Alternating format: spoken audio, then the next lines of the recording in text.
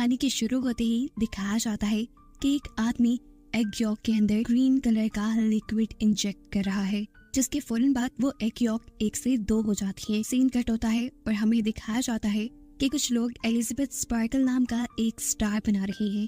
असल में एलिजाबेथ एक बहुत ही खूबसूरत मॉडल है और एक शो की होस्ट भी। इस स्टार के बनने के कुछ अरसे तक लोग इस स्टार के पास आकर सेल्फीज लेते थे, लेकिन फिर आहिस्ता आहिस्ता लोगों का इस स्टार से ध्यान हटता चला गया और ये स्टार टूट गया। किसी ने इसे ठीक भी नहीं किया, जो ये साफ जाहिर कर रहा था कि लोगों का एलिजाबेथ स्पार्कल के अंदर से इंटरेस्ट खत्म होता जा रहा है। सीन कट होकर हमें एलिजाबेथ स्पार्कल को दिखाया जाता है, जिसकी आज 50वीं साल की है। अब वो बूढ़ी हो चुकी है, लेकिन अभी तक वो उसी शो को होस्ट करती है। अपने शो की शूटिंग के बाद जब एलिजाबेथ वॉशरूम में जाने लगी तो उसे पता चला कि लेडीज वॉशरूम किसी वजह से बंद था, इसलिए वो मेल वॉशरूम में चली गई, जहाँ पर शो का डायरेक्टर भी आ गया। वो फोन पर किसी से बात कर रहा था कि अब एलिजाबेथ पहले जैसी नहीं रही। एलिजाबेथ की वजह से जहाँ पहले उन्हें रेटिंग्स बहुत हाई मिलती थी, अब उनकी टीआरपीस गिरती जा रही हैं और मुझे अब एलिजाबेथ को रिप्लेस करना है। मुझे कोई नई जवान और खूबसूरत लड़की चाहिए अपने शो के लिए। ये सुनकर एलिजाबेथ बुरी तरह टूट गई। उसे अपनी जिस खूबसूरती पे घमंड था, आज वो खत्म हो गई थी। वो गौर से अपने आप को शीशे में देखती रही, जहाँ बहुत सारी झुर्रियां आ गई थी। ढलती जवानी का उसे दुख तो था ही, लेकिन अब उसे एक दुख ये भी था कि उसे शो से निकाला जा रहा था। एलिजाबेथ ऐसे सब कुछ नहीं छोड़ सकती थी। वो पहले डायरेक्टर से मिलने के लिए जाती है, जहाँ डायरेक्टर बताता है, देखो एलिजाबेथ, मैं तुम्हारी कोई मदद नहीं कर सकता क्योंकि मेरा शो चलता है लोगों से और मैं लोगों को वो देना चाहता हूँ जो उन्हें चाहिए, कितनी खूबसूरती, और वो अब तुम में नहीं रही। डायरेक्टर की बातों ने एलिजाबेथ को बुरी तरह तोड़ दिया था। वो होटल से निकल तो गई, लेकिन ड्राइव करते हुए डायरेक्टर की बातें उसके कानों में गूंज रही थी और बस पे इसी सब में उसका ड्राइविंग से ध्यान हट जाता है और सामने से आती हुई गाड़ी उसकी गाड़ी को बुरी तरह क्रैश कर जाती है। और हैरान कुन तौर पे पता चलता है कि एलिजाबेथ को इतने बुरे एक्सीडेंट में एक खराश भी नहीं आई थी। ये उसकी अच्छी किस्मत ही थी। खैर, एलिजाबेथ को डॉक्टर ने हॉस्पिटल से डिस्चार्ज तो कर दिया, लेकिन अब वो फूट फूट के रोने लगी क्योंकि उसने रास्ते में बिलबोर्ड से उतरती हुई अपनी पिक्चर्स देख ली थी। देखने को मिलता है कि यहाँ पे एक नर्स उसकी रीढ़ की हड्डी चेक करता है और फिर उसे उसके कपड़े दे देता है। एलिजाबेथ अब जैसे ही हॉस्पिटल से बाहर निकली तो उसे फील हुआ कि नर्स ने उसकी कोट में कोई मैसेज छोड़ा था। मैसेज में लिखा था कि इसने मेरी लाइफ बदल दी, और इसी के साथ एक ड्राइव भी थी जिस पे लिखा था द सब्सटेंस। एलिजाबेथ घर आती है और आते ही उस ड्राइव को चलाती है, जिसमें द सब्सटेंस नाम की एक फ्लूइड के बारे में इंफॉर्मेशन दी जा रही थी। ये सब्सटेंस एक जादुई सब्सटेंस था और ये सब्सटेंस किसी भी बूढ़े इंसान को उसका एक नया और जवान वेरिएंट दे सकता है। इसे सब्सटेंस फ्लूइड के साथ एक और भी फ्लूइड मिलने वाला था जो दोनों वेरिएंट्स यानी ओल्ड बॉडी और न्यू बॉडी को एक साथ जोड़ के भी रखता। ये काम इतना आसान तो नहीं था, लेकिन बहुत ज्यादा मुश्किल भी नहीं था। जो इंसान इस सब्सटेंस को यूज करता उसके लिए हर 7 दिन में अपने दोनों वेरिएंट्स को एक्टिवेट करना जरूरी था और नए वेरिएंट यानी जवान बॉडी को स्टेबलाइज रखने के लिए हर रोज उस नई बॉडी को एक इंजेक्शन लगाना है उस खास सब्सटेंस का जो पुरानी बॉडी के रीढ़ की हड्डी से निकलेगा। जब एक वेरिएंट यानी एक बॉडी एक्टिवेट रहेगी, उस टाइम पर दूसरा वेरिएंट यानी दूसरी बॉडी बेहोश रहेगी। एलिजाबेथ को पहले पहले तो ये सब झूठ लगा। उसने इस फ्लैश ड्राइव को ही एक झूठ समझकर डस्टबिन में फेंक दिया, लेकिन रात को फिर उसे ब्रेकडाउन फील हुआ। उसे अपने घर पे लगी अपनी जवानी की तस्वीरें डिस्टर्ब करने लगी और तब उसने जुनून में आकर उस नंबर पे मैसेज कर दिया कि मुझे वो सब्सटेंस ऑर्डर करना है। दूसरी तरफ जो कोई भी बात कर रहा था उसने ज्यादा एलिजाबेथ से बात नहीं की, बस एलिजाबेथ से उसका एड्रेस पूछा और फिर उसे एक खास एड्रेस बताते हुए कॉल काट दी। अगली सुबह दिखाया जाता है कि एलिजाबेथ न्यूज़पेपर पढ़ रही थी, जहाँ पर उसे एक एड दिखी जो उसी की कंपनी ने लगाई थी। एलिजाबेथ को रिप्लेस करने के लिए एक नई मॉडल के इंटरव्यू के लिए ये एड चल रही थी, जिसे देखकर वो और भी ज्यादा उदास हो गई। इसी न्यूज़पेपर के साथ उसने एक एनवेलप भी उठाया था जो ब्लैक कलर का था। एलिजाबेथ जब उस एनवेलप को खोलती है तो उसमें एक नंबर लिखा हुआ था। अब एलिजाबेथ उस आदमी के कॉल पे बताए सीक्रेट एड्रेस पे पहुंचती है जो काफी अंदर करके एक खुफिया सी जगह थी। ये था एक लॉकर रूम जो उसे नंबर कार्ड दिया गया था। एलिजाबेथ ने उसी के जरिए इस जगह को एक्सेस किया और फिर अपना लॉकर खोला, जहाँ पे एक बॉक्स था जिसे लेकर वो अपने घर आ गई। घर आकर वो फौरन इस बॉक्स को खोलती है तो उसमें उसे काफी सारी चीजें मिली। सबसे पहले एक सीरम और एक इंजेक्शन जिसे सिर्फ एक मर्तबा इस्तेमाल करना था। उसके साथ ही एक स्टेबलाइजर किट जिसके जरिए रोज नई यानी जवान बॉडी को उन्हें स्टेबलाइज करना था। और ये तो उस फ्लैश ड्राइव से पहले ही पता चल चुका है कि उस स्टेबलाइजर का फ्लूइड ओल्ड बॉडी की रीढ़ की हड्डी से निकलेगा। अब दोनों बॉडीज को चेंज करने के लिए भी एक खास किस्म की किट दी गई थी और साथ में दोनों बॉडीज के लिए यानी जवान और बूढ़ी बॉडी के लिए स्पेशल खाना भी दिया गया था। एलिजाबेथ इसके बाद वॉशरूम में जाती है और काफी देर तक अपनी बॉडी को देखती रहती है, ऐसे जैसे वो फैसला न कर पा रही हो कि उसे ये करना भी चाहिए कि नहीं। फिर कुछ सोचने के बाद उसने वो ग्रीन फ्लूइड यानी वो सब्सटेंस अपने अंदर इंजेक्ट कर लिया। इंजेक्शन लगाने की कुछ देर तक तो एलिजाबेथ को कुछ नहीं हुआ, लेकिन फिर कुछ देर बाद उससे बहुत ज्यादा दर्द हुआ, इतना कि उसकी आंखें फटने लगी। उसकी आंखों में हमने उसके आईबॉल्स को डबल होते देखा और फिर अगले ही सेकंड उसकी कमर फटने लगी, जहाँ से एक नई और जवान लड़की निकल कर बाहर आई। ये एलिजाबेथ का नया वर्जन था, एक नई जवान बॉडी जो पिछली बॉडी के अंदर से निकली थी। एलिजाबेथ के इस नए वर्जन ने अपने आप को शीशे में देखा और काफी देर तक तो उसे यकीन ही नहीं आया कि जो उसने यूज किया था वो काम कर गया। वो इतनी खूबसूरत और जवान बन गई कि जैसा उसने सोचा भी नहीं था। काफी देर तक अपनी खूबसूरती देखने के बाद अब वो एलिजाबेथ के पुराने वर्जन यानी पुरानी बॉडी की कमर पे टांके लगाती है, जिसे फाड़ कर वो बाहर निकली थी। इसके बाद वो अपनी पुरानी बॉडी को जिंदा रखने के लिए एक फूड बैग उसके साथ अटैच कर देती है, जो कंपनी ने ही उसे दिया था। आज पूरी रात उसने अपनी खूबसूरती को एंजॉय किया। सुबह जब वो उठी तो उसके नाक से खून आ रहा था कि देखकर वो परेशान हो गई और उसे याद आया कि उसे तो एक एक्टिवेटेड किट भी दी गई थी और उसे बताया गया था कि हर रोज नई बॉडी को यानी जवान बॉडी को एक्टिव रखने के लिए पुरानी बुढ़ी बॉडी की रीढ़ की हड्डी से उसे सब्सटेंस निकाल कर अपने अंदर इंजेक्ट करना है। इसीलिए वो फौरन पुरानी बॉडी की रीढ़ की हड्डी से सब्सटेंस निकालना शुरू कर देती है और ये इंजेक्शन लगाने के बाद वो बिल्कुल नॉर्मल हो चुकी थी। इस नए वर्जन की खूबसूरती पहले से कहीं ज्यादा थी, इसीलिए वो तैयार होती है और उसी शो के ऑडिशन के लिए जाती है जहाँ से उसे निकाल दिया गया था। वहाँ एलिजाबेथ की खूबसूरती देखकर सभी लोग दंग रह गए और डायरेक्टर ने भी फौरन एलिजाबेथ को सिलेक्ट कर लिया। एलिजाबेथ ने यहाँ अपना नाम सू बताया था। इंटरव्यू में सिलेक्ट होने के बाद सू को याद आता है कि उसे तो हर हफ्ते अपनी बॉडी चेंज भी करनी है, जिसके लिए वो बहाना बनाती है कि मेरी मॉम बीमार है और मुझे हर हफ्ते अपने गांव जाना पड़ता है अपनी मॉम का ख्याल रखने के लिए। डायरेक्टर बिना कुछ सोचे समझे उसके हफ्ते में ये छुट्टियां लेने वाली शर्त भी मान चुके थे। फाइनली सो को ये जॉब मिल गई थी और वो इस जॉब को बहुत एंजॉय कर रही थी। जो इस नई बॉडी से उसे खूबसूरती मिली थी, उसे शो ऑफ करके उसने बहुत जल्दी बहुत ही फॉलोअर्स बना लिए थे और देखते ही देखते उसके बिलबोर्ड्स, उसके एड पूरे शहर में चलने लगे थे। और अब पूरे 6 दिन भी गुजर गए थे एलिजाबेथ को इस नई बॉडी में आए और आज 7वां दिन था, यानी बॉडीज शिफ्ट करने का दिन था। कि नहीं, अब पूरे 1 हफ्ते के लिए एलिजाबेथ का पुराना वर्जन यानी पुरानी बॉडी एक्टिव रहेगी। बॉडी शिफ्ट करने के बाद एलिजाबेथ अपनी नई बॉडी के साथ फूड अटैच करती है और फिर अपने ऑफिस यानी अपने शो पे जाती है, जहाँ डायरेक्टर उसे उसके पैसों के बदले एक गिफ्ट देकर और उसकी काफी सारी बुराइयां करके उसे ऑफिस से निकाल देता है, जिसकी वजह से घर आकर उसे काफी बुरा लग रहा था। खैर, अब अगला दिन आ जाता है। एलिजाबेथ को न्यूज़पेपर पढ़ते हुए एक एनवेलप मिला उसी कंपनी का, जहाँ से उसने वो सब्सटेंस लिया था। इस एनवेलप के अंदर मैसेज था कि उसकी नई रिफिल किट आ चुकी है और एलिजाबेथ अब अपना कोट शर्ट पहनकर वो किट ले आती है। अब 7 दिन पूरे हो जाते हैं और एलिजाबेथ सो में बदल जाती है, यानी वो अपनी नई बॉडी को एक्टिव कर लेती है।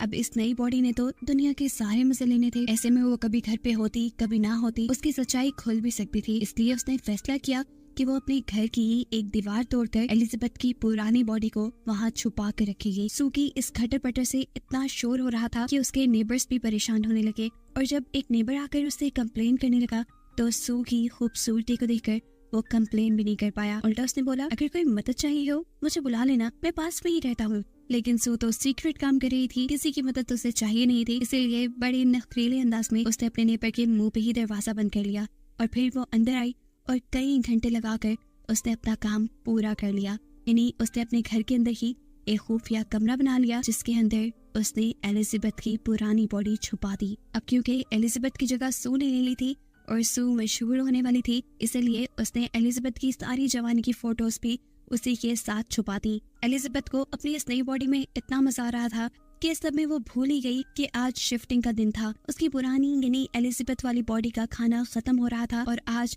उसे अपनी बॉडी शिफ्ट करनी थी। सू अपने एक दोस्त को घर भी ले आती है।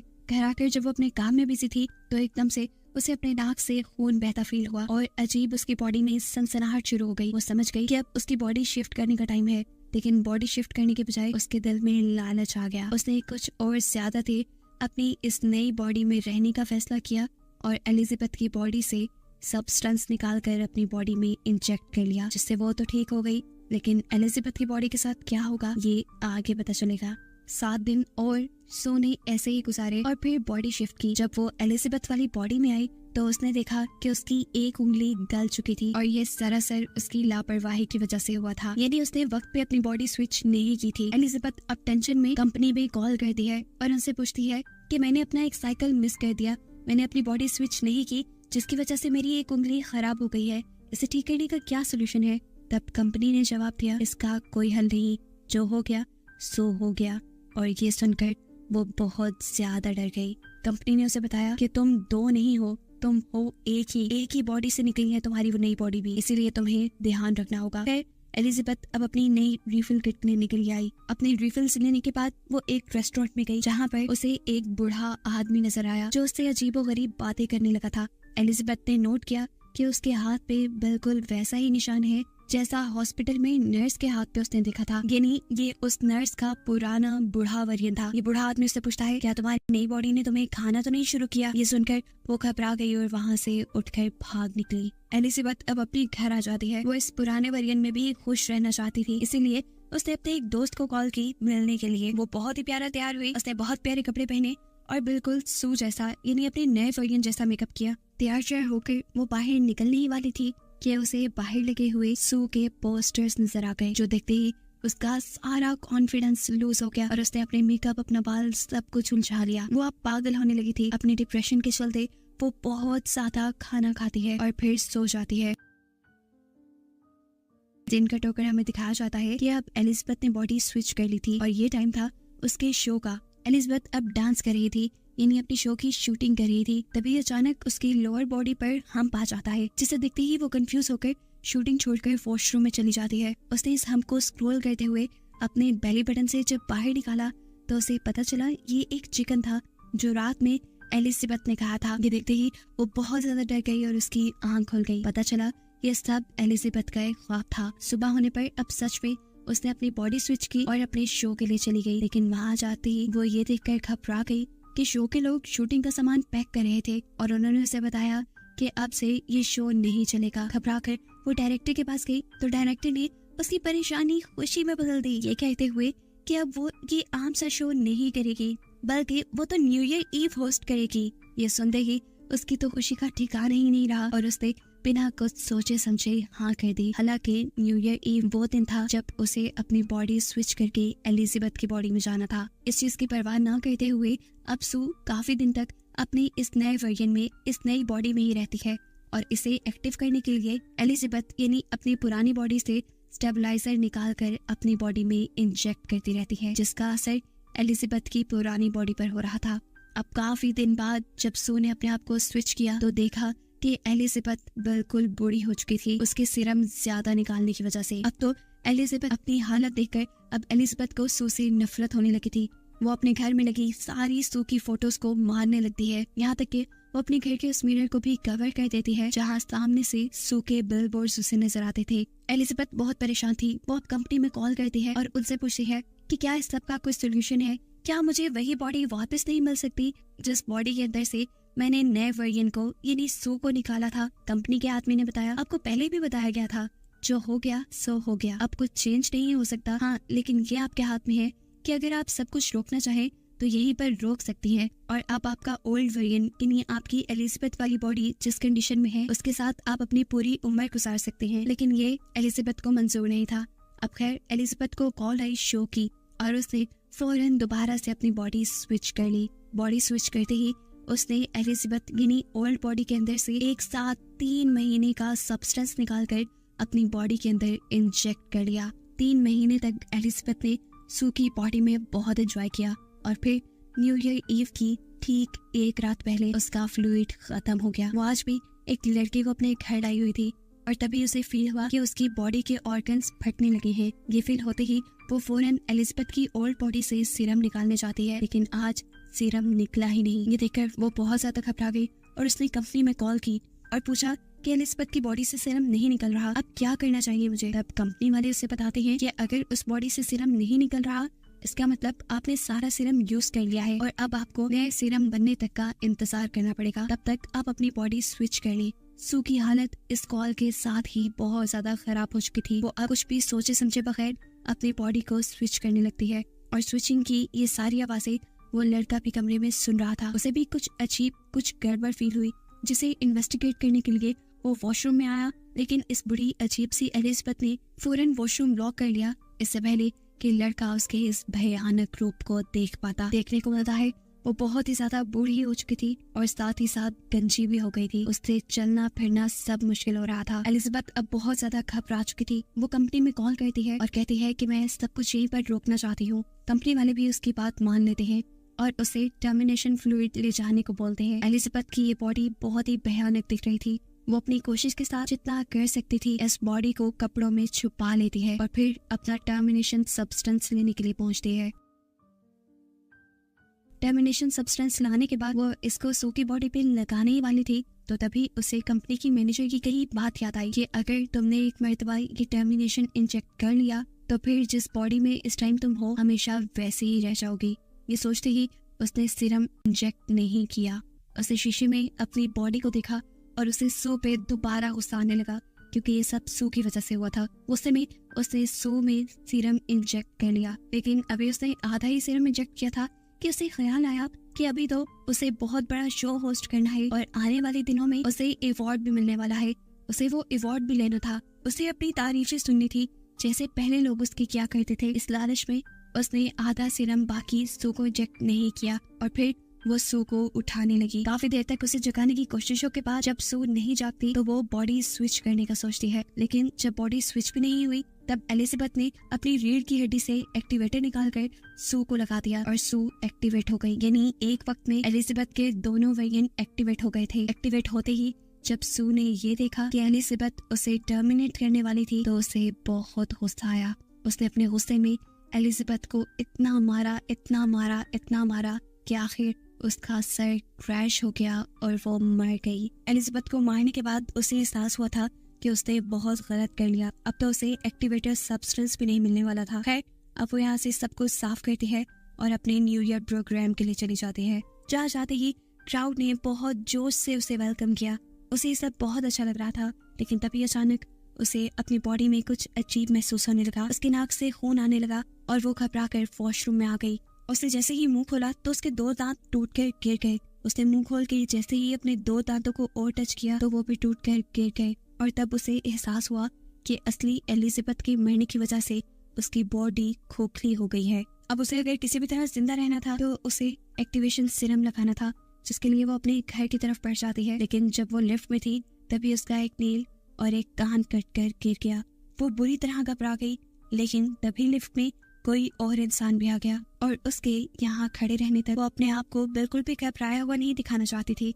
उसने बिल्कुल ऐसी एक्टिंग की जैसे कुछ भी ना हुआ हो और फिर जल्दी से वो अपने घर आ गई। अब सू जैसे ही जाकर एक्टिवेशन सीरम लगाती है तो कुछ नहीं होता। तब उसे याद आता है कि उसके पास तो सब्सटेंस भी रखा है जो उन्हें बस एक ही मर्तबा यूज करना था।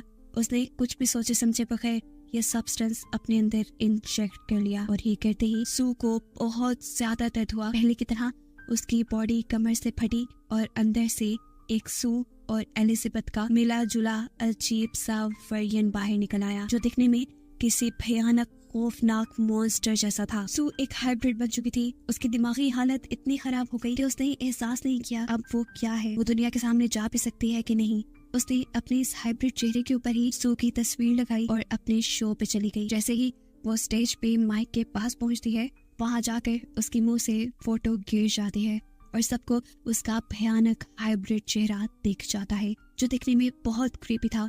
सभी लोग उससे डरने लगे और उसे मॉन्स्टर कहकर उससे दूर भागने लगी। एलिजाबेथ को देखकर घबराते हुए अब एक आदमी बेसबॉल बैट से एलिजाबेथ के मुंह पे वार करता है, जिससे उसका मुंह कट के इधर उधर गिर जाता है और उसकी बॉडी से खून निकलकर पूरे स्टूडियो में फैल जाता है। सभी लोग घबराकर वहां से चले गए और एलिजाबेथ की बॉडी अजीबो गरीब टुकड़ों में डिवाइड होते हुए किसी कीड़े की तरह रेंगते हुए वहाँ से बाहर निकल आई, जहाँ नीचे बिल्कुल एलिजाबेथ स्पार्कल का स्टार बना हुआ था। उसकी पूरी बॉडी खत्म हो चुकी थी और बस अब एलिजाबेथ का चेहरा ही अजीब हालत में उस स्टार के ऊपर लेटा हुआ था, जो आसमान की तरफ देखते हुए मुस्कुरा रहा था। और एकदम से वो भी फट कर यहाँ पे बस खून रह गया, जिस खून को अगली सुबह यहाँ पे काम करने वाले आदमियों ने साफ कर दिया। और बस यही दिखाते हुए ये कहानी यहाँ खत्म हो गई।